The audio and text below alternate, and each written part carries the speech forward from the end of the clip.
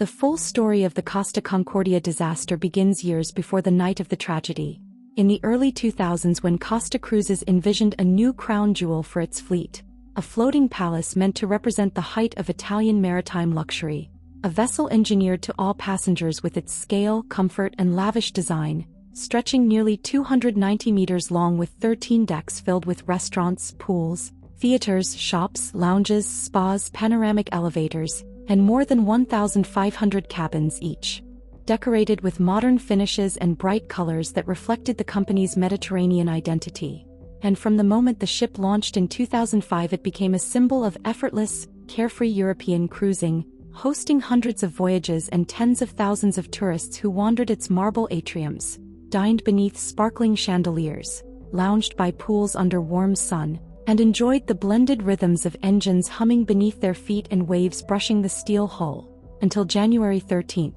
2012, when the Concordia prepared for what was supposed to be a simple 7-day Mediterranean itinerary, leaving from Civitavecchia with more than 4,200 people aboard, including families celebrating holidays, honeymooning couples, elderly retirees, solo travelers, ship entertainers, cooks, cleaners, officers, engineers, and deckhands from all around the world who had spent months living and working at sea. And on that late afternoon, the port was buzzing with noise, rollers carrying luggage, dockworkers shouting instructions, the repeated beep-beep of trucks backing up, families taking last-minute selfies near the towering hull whose yellow funnel rose like a monument against the gray winter sky, while passengers passed through scanners, collected keycards, found their cabins, unpacked bags, tested balcony doors, switched on cabin lights, and wandered out to explore the decks where crew members stood ready to greet them, all while Captain Francesco Schettino prepared for departure. Reviewing paperwork, exchanging greetings with staff,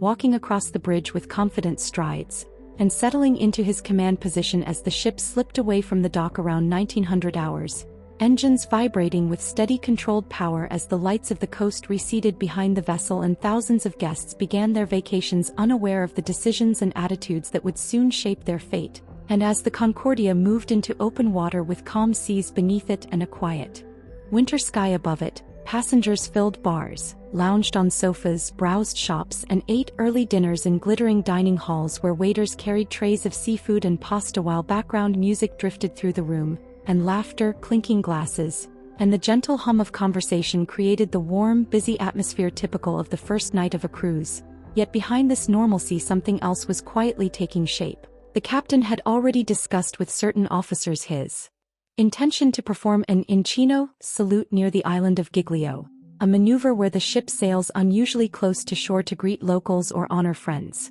A practice Costa ships occasionally performed, but not at such a close distance. And although the official navigational route submitted to authorities kept the Concordia several miles offshore, Schettino chose to bring the vessel much closer, partially out of bravado, partially out of tradition, and partially, as some crew later hinted, because he liked impressing others, including passengers and acquaintances. And so as dinner service progressed and musicians tuned instruments for nightly shows, the ship angled gradually toward Giglio while the lights of the island flickered faintly on the horizon like distant pearls floating in the Black Sea. And by around 21:20, Schettino had briefly left the bridge to dine with the maitre d' in a private area, leaving officers to oversee the approach, though at this stage the ship still had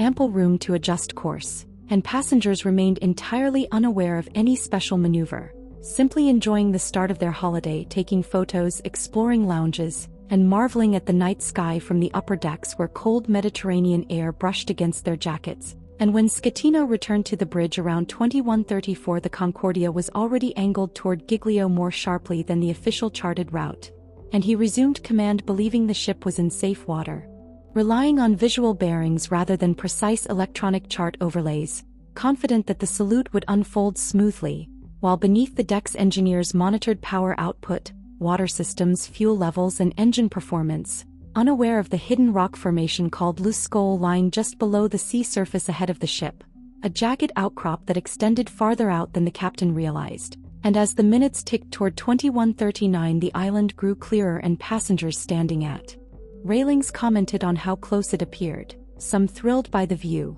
others surprised a cruise ship would sail so near land, while on the bridge officers exchanged tense glances, worried the planned turn had been initiated too late. and at 21:45 the world changed in an instant as the Concordia smashed into the submerged rocks with a violent grinding that tore open a 70-meter gash in the hull. A metal-on-stone scream that vibrated through cabins, rattled glasses in restaurants, sent waiters stumbling, made ceiling lights flicker and dim, caused plates to slide across tables, and created a moment of frozen confusion where passengers looked around with puzzled expressions, thinking perhaps the ship had hit a wave or a mechanical malfunction had shaken the vessel. But deep in the lower decks, water surged into the engine rooms so fast that engineers barely had time to react before compartments were flooding up to their waists. Alarms blared, electrical panels sparked, power failed, engines shut down, and auxiliary systems collapsed, plunging parts of the ship into total darkness while emergency lights flickered faintly along hallways where passengers now stood uncertain, frightened,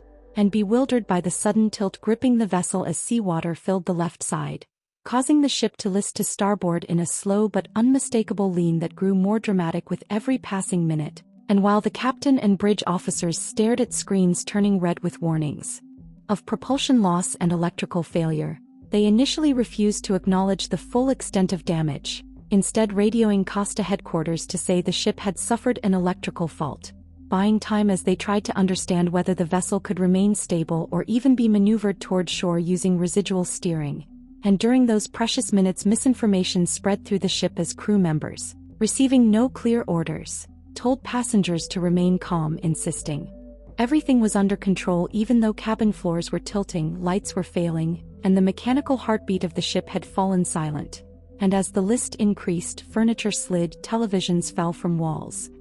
elevators stopped mid-shaft, and corridors filled with confused guests trying to understand why some areas were suddenly impossible to stand upright in. And some passengers, noticing the severe tilt, rushed back to cabins to grab life jackets while others waited obediently for instructions that never came. And across the vessel, the contrasting scenes of fear, calm, confusion, and growing panic blended into a surreal atmosphere worsened by the crackling, unclear announcements ordering passengers first to stay put, then to proceed to muster stations just as a precaution, even though seawater was already surging several decks below them. And it wasn't until around 2200 hours, 15 long minutes after the crash, that officers began quietly preparing lifeboats, though still without issuing a formal abandoned ship call, leading to chaotic crowding in stairwells and muster stations where frightened people pressed together trying to hear instructions over alarms and panicked voices. And by the time Scatino finally issued the abandoned ship order at 22:06, the Concordia was tilting so sharply to starboard that half of its lifeboats were already useless,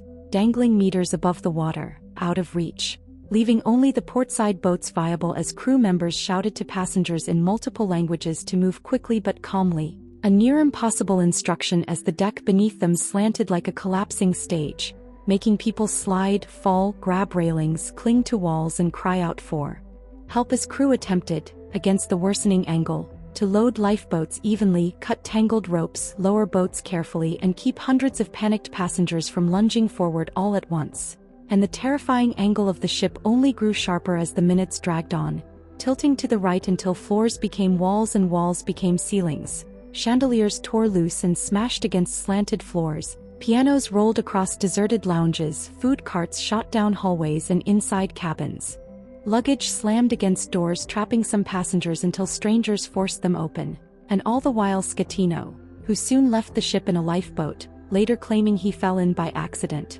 abandoned the bridge, leaving officers, crew and Coast Guard responders furious and scrambling to coordinate the evacuation as the Concordia drifted helplessly toward Giglio's rocky coastline, finally grinding to a stop in shallow water where the starboard hull planted itself on the seabed, halting the sinking but leaving thousands still trapped inside or clinging to tilted decks, forcing passengers to climb down rope ladders, scale the exposed left side of the ship, or jump into the freezing sea where island rescuers in small boats fought to pull them out while waves slapped the massive hull and panicked survivors screamed for help. And throughout the night, Giglio residents threw open their homes, hotels, and churches to freezing survivors who stumbled onto the island shivering, soaked, and traumatized, while Coast Guard officers screamed over radio at Scatino, "Veda a bordo caso," ordering him to return to his ship, which he refused, and divers entered the half-submerged wreck searching flooded dining rooms, submerged corridors, children's play areas, theaters, and cabins for survivors, locating trapped passengers who had survived in small pockets of air, pulling them out hours after the crash, while others were found lifeless, victims of a disaster made far deadlier by confusion, delay, miscommunication, and failures in leadership. And by dawn the Costa Concordia lay on its side like a fallen skyscraper, half above water, half swallowed by the sea, a surreal, grotesque monument to the chaos of the night before, drawing global media, investigators, engineers, and salvage teams who would work for years to refloat and remove the wreck in one of the most complex maritime recovery operations in history, all while courts tried Scatino for manslaughter, negligence, lying to authorities, and abandoning ship, eventually sentencing him to prison. And the disaster left a legacy of grief, heroism, and unanswered questions haunting survivors, crew members, and the residents of Giglio who witnessed the unimaginable sight of a massive cruise ship collapsing onto their coastline, forever remembering the night when thousands of lives were thrown into terror, when leadership vanished at the worst possible moment, and when the terrifying truth of the disaster became clear to the world. In the critical minutes after the hull was torn open and the fate of the ship was hanging in the balance, nobody seemed to be in charge.